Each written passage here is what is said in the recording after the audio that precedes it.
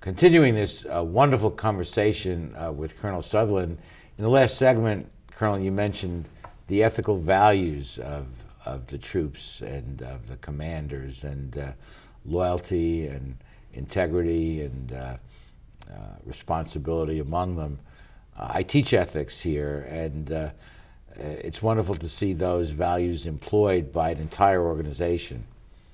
Sure, and that's it's doing the right thing for the organization and not worrying about personal or financial gain for yourself. And that's one of our basic values.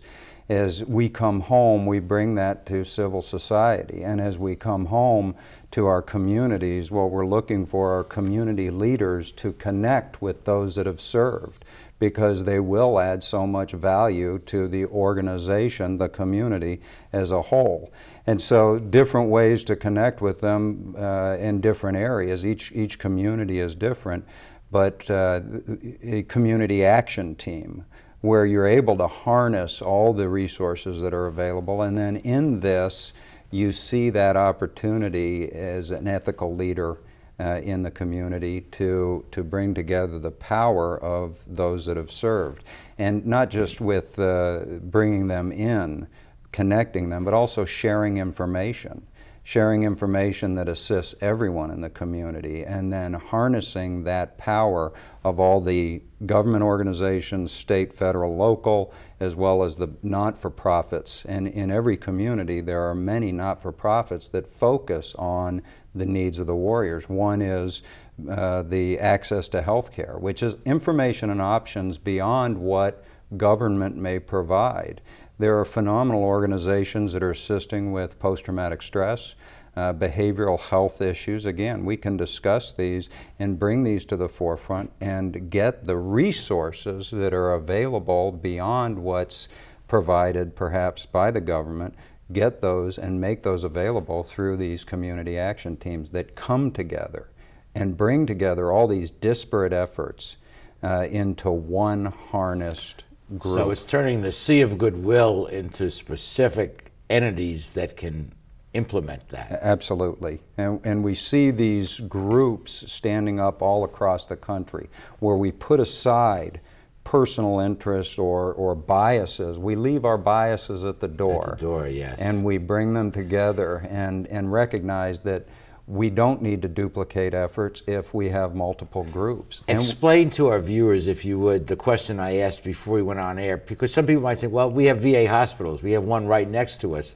Don't the VA hospitals take care of all the medical needs? The VA does a great job in the programs that they have available, but there are unique individual needs. The other part is defeating the stigma and getting our veterans, our returning warriors, to enroll in the VA. Some are really reluctant to enroll. They are, and so connecting the veterans, because some of us think we don't have issues or challenges, or we don't want to admit it. So we may go and look for other organizations that can assist us and connect us. Peer-to-peer networks. There's a group out of Tucson called Vets for Vets that I just like connecting and talking to other service members with peer-to-peer counseling that have been where I've been. And it's the same thing with our female warriors, which we have to do a much better job of connecting or supporting their needs as well, because their challenges are sometimes much different.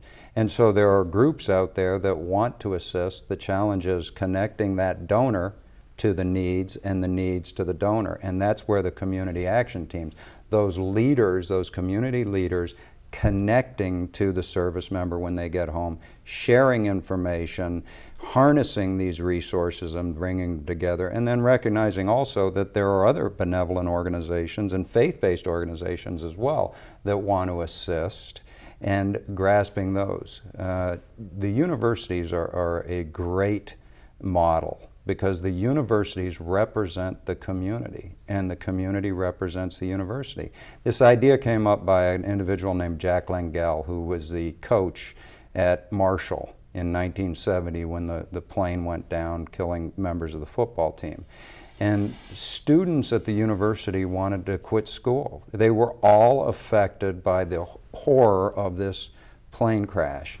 And the community surrounded them. They provided mentors to the students, they connected with them, and the students stayed in school. Yeah. Got them to stay and got them to take their capacity for greatness to a level of greatness. And it's the same thing we can do with our warriors when they come home, our veterans and our families, and the families of the fallen that have very unique needs as well.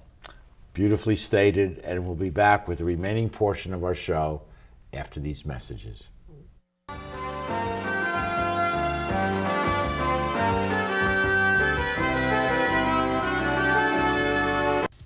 Welcome to McKenna's on the Bay, where fine dining is complemented with a breathtaking view.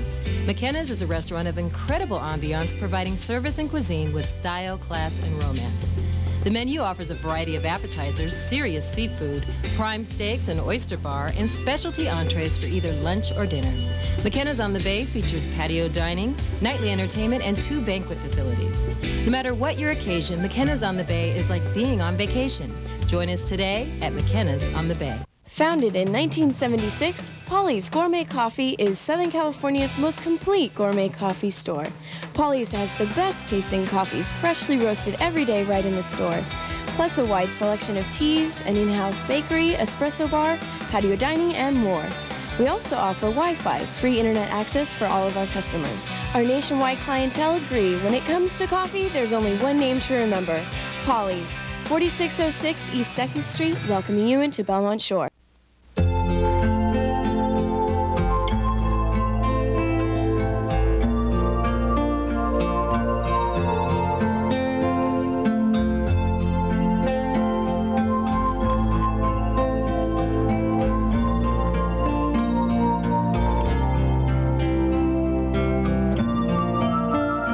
Take care of those who are closest to you, from our family to yours. McCarty's Jewelry, since 1932. How do you like your chances the rest of the way? I got no idea. But I do know that if we stay with Naples Rib Company, at least we won't go hungry. Coach, what do you think about some of those questionable calls tonight? Oh, yeah. But if you want a sound call, I'd call Naples Rib Company. You can't miss on that call. Then Naples Rib Company is part of your game plan? There really is nothing more motivating than a great barbecue meal at Naples Rib Company. Victory or not, Naples Rib Company, great game plan. It is impressive to me that Admiral Mullen, the chairman of the Joint Chiefs of Staff, feels it important enough to have a special assistant focused on warrior and family support, and to meet someone of the quality of Colonel Sutherland implementing that job gives me cause for great satisfaction. We want to thank you, sir, for your long and distinguished service to our nation and for the work you're doing now. Sir, thank you. I appreciate it. And just very quickly, Admiral Mullen has made a career over 4 decades of doing the right things and saying the right things. And to say that he's passionate about the care and the quality of life of our returning warriors, our veterans, our families, and the families of our fallen is an understatement. He is possessed. And he's possessed just like we all are, all of us that have served, because when we raise our right hand, we are saying that we are writing a check payable to the United States of America. And we are all saying we are veterans, we will serve, we're fathers, we're husbands, we're sons, we're uncles, and we will die for you. Thank you, sir. And thank you so much for joining us on Straight Talk. Thank you, sir. Thank you for being with us, and please join us next week for the next edition of Straight Talk. Good night, everyone. Straight Talk has been brought to you by Southern California Edison, the Press Telegram, and Long Beach Magazine. And remember, Straight Talk is viewable worldwide 24/7 at straighttalktv.com.